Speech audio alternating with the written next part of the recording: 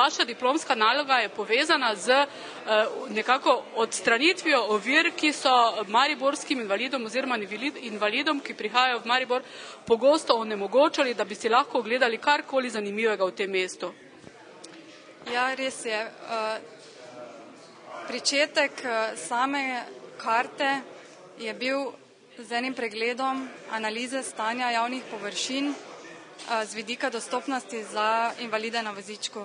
Ugotovili smo, da je takih poti nedostopnih kar precej in da bo treba na tem še kar nekaj narediti.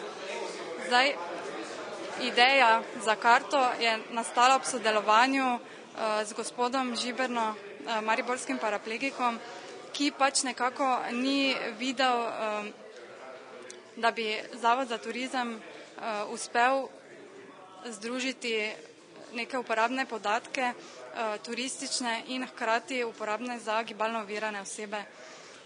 Koliko ste recimo našli takih mest, ki so bile gibalno ovirane? Arhitektonskih ovir je bilo definiranih cirka 200, od tega smo jih v tem dobrem letu že uspeli sanirati približno 100. Samo v 2 mesecih v podjetju Nigrad konkretno program odprave arhitektonskih ovir 68 komadov v slabih 2 mesecih. Je pa zanimivo, da tega recimo, dokler se vi niste lotili te naloge, se tega pravzaprav nihče ni lotil oziroma ni tega vzel resno. Zelo počasi so bile te spremembe. Ja, izpred 20 let, ko so začeli z 1, 2, 3, 4 klančinami, je danes ta tempo se stopnjeval in smo res uspeli v zelo kratkem času veliko narediti, hkrati pa vključiti te sanirane arhitektonske ovire v karto, kar pomeni sanirane ovire, dostopne poti. To pomeni, da bodo zdaj lahko tudi invalidi na vozičkih si lahko gledali marsikatero kulturno ustanovo, ki je prej pravzaprav niso mogli.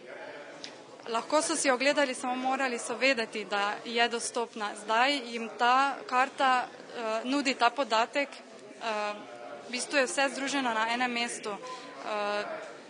Iz nje je razvidno, ali je ustanova dostopna, ali je prehodna po celotni površini, ali ima sanitarije za invalide, ali lahko v bližini parkirajo in tako naprej.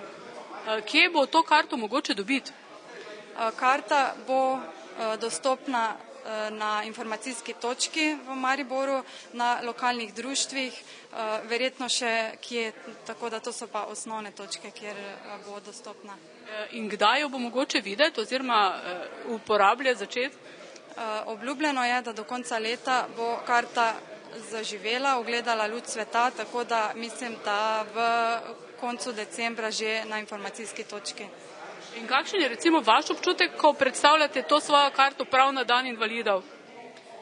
Moram reči, da odličen. Nisem si predstavljala, da bo ena ideja ob pogovoru z gospodom Žiberno, mariborskim paraplegikom, ki je potem prerasla v diplomsko nalogo, tako zaživela.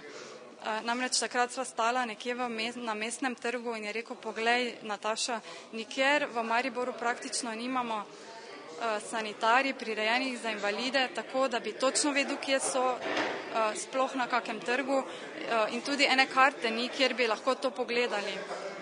Tako da ta ideja je potem zaživela in danes, ko jo gledamo, se mi zdi, pa sploh, ko gledam zadovoljstvo teh ljudi na vozičku, mi je toplo pri srcu.